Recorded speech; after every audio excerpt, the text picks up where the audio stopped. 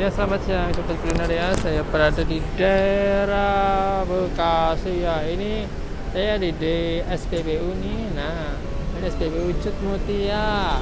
Ke Terminal Bekasi ya. Situ ada ini nih. Transmart ya, Transmart Bekasi berada di situ di SPBU. Nah, kita mengulas salah satu di sini jajanan ya yang ada di SPBU nih.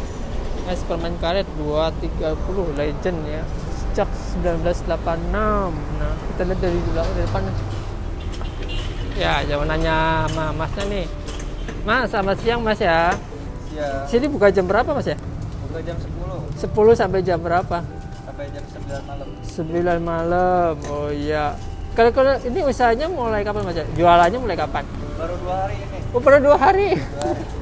Baru launching ya. Ini es permen karet 230 maksudnya apa mas? Es 2320 jarahnya apa ya? Jarahnya itu dari Surabaya sih. Iya. Bisa banyaknya. Murah meriah. Satu cupnya berapa mas ya? Satu cupnya 6.000. 6.000. Ini kalau kemarin kan baru buka ya mas ya? Ya. Itu berapa cup kira-kira sehari ya?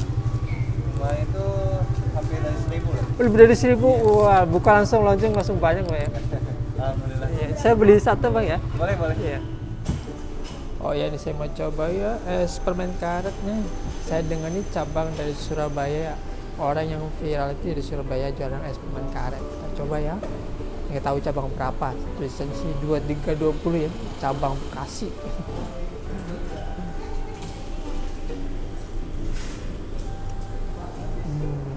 Seger juga ya.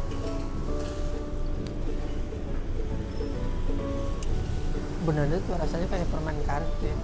Kayak permen yang itu dikasih es kayak dicairin, jadi rasanya ger kayak deh.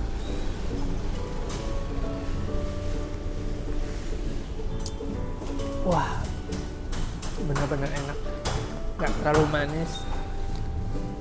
Pokoknya kayak makan permen karet. Tapi nggak usah jauh-jauh ya, nggak usah ke Surabaya, datang aja di Bekasi. Ada salah satu es permen karet yang enak, kayak makan permen karet tapi rasanya cair, manis, gak terlalu kemanisan, sip deh.